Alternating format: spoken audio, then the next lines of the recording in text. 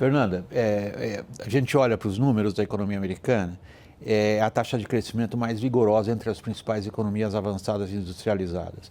Começa a baixar os juros devagar, mas começa a baixar. O Banco Central Europeu essa semana deu uma decisão que provavelmente deve acelerar um pouco as decisões dos juros por parte do Fed.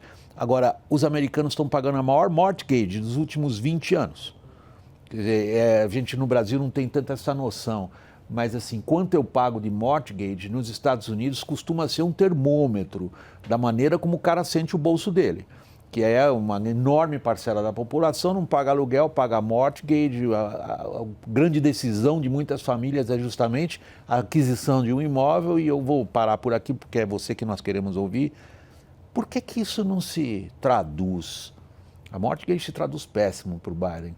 Agora, os outros números da economia, inclusive o enorme programa de subsídios e incentivos que o Biden pôs na mesa, como que isso não se transforma num feel-good factor? Pois é, William, eu queria fazer dois comentários que acho que respondem a tua pergunta e também contrastam um pouco com o que eles falaram anteriormente. Primeiro, eu tenho a impressão de que a economia sim importa, continua muito importante. Se a gente olha para os dados, há essa percepção da opinião pública de que a economia é um fator decisivo na hora de escolher um candidato, mas eu particularmente tenho sentido que cada vez importa menos, ou importa em termos diferentes do que já importou. Se a gente fosse olhar lá para o início dos anos 90, o clássico "It's the economy stupid", né, que foi a frase lá dita no fatídico debate entre o Bill Clinton e, na época, o Bush pai, talvez a gente estivesse falando desses indicadores macroeconômicos mais óbvios. Então, como é que está os juros, como é que está a inflação, como é que está a questão da aquisição imobiliária, do sistema de saúde.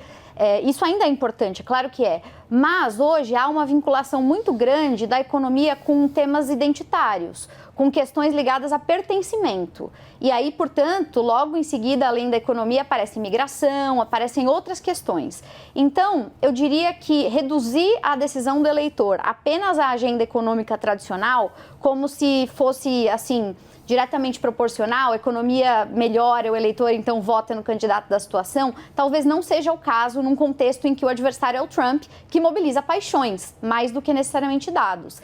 Tanto que quando a gente olha para os dados, não só da economia, como você citou, mas também para dados, por exemplo, no campo da própria imigração, os dados eles não são absolutamente divergentes entre os dois candidatos. O Biden, inclusive, foi muito assertivo no campo da imigração.